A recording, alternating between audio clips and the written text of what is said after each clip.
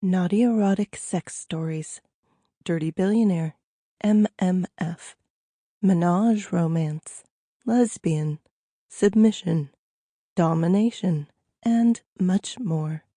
Written by Rachel Scott, narrated by Diedra Eby and Sara Williams. The Invitation.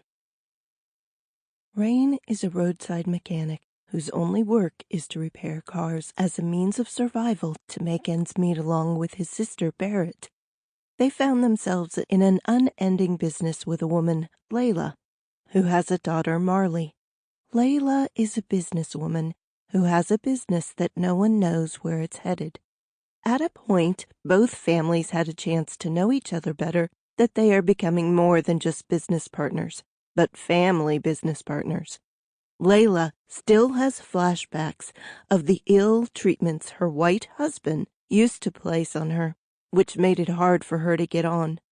Is she going to get over her feelings and start a new life all over again? The Invitation. Chapter 1. Some people just made Rain want to puke. He had no idea how they could live with themselves. He was listening to one of those people. He was sitting in a waiting room in a car dealership.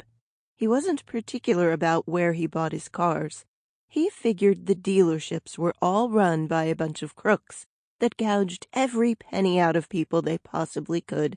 He knew what he wanted and how much he was willing to pay for it.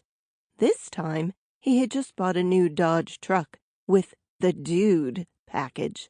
That was 3 months previously, and he had it in for an oil change and servicing, since they'd given him coupons that made it free. There was a young lady at the counter, and the service manager was feeding her quite a line of bullshit.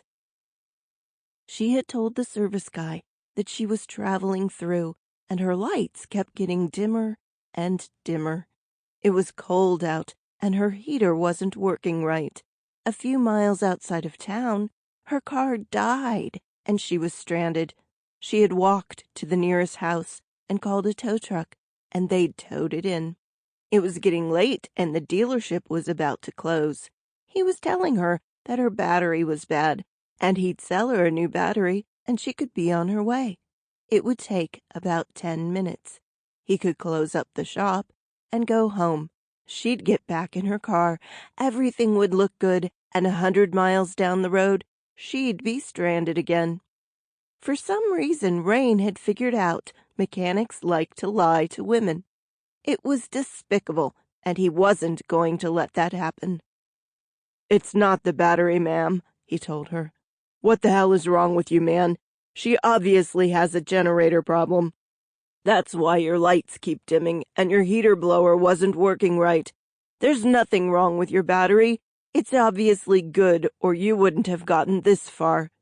Either your generator is bad or the belt's broken. This jackwagon is just trying to get you out of his hair so he can close."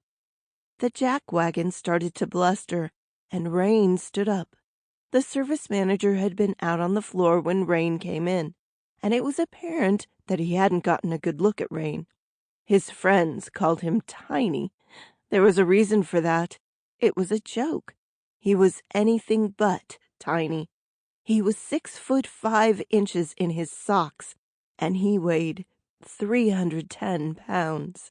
None of it was fat belly. When he was playing pro football, he weighed 350, and that extra 40 was belly. He'd been retired for 3 years, and he gradually lost the belly.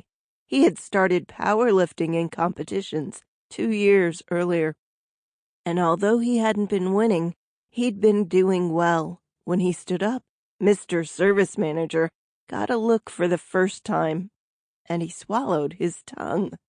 The woman looked up at him, and her eyes went a little wide. What really pissed Rain off about the whole deal was the little shadow at her side. She was a little dusky princess. She was holding Mama's hand, and she was absolutely adorable. She had a little white ribbon in her hair, and she looked like a living doll. Sample complete. Ready to continue?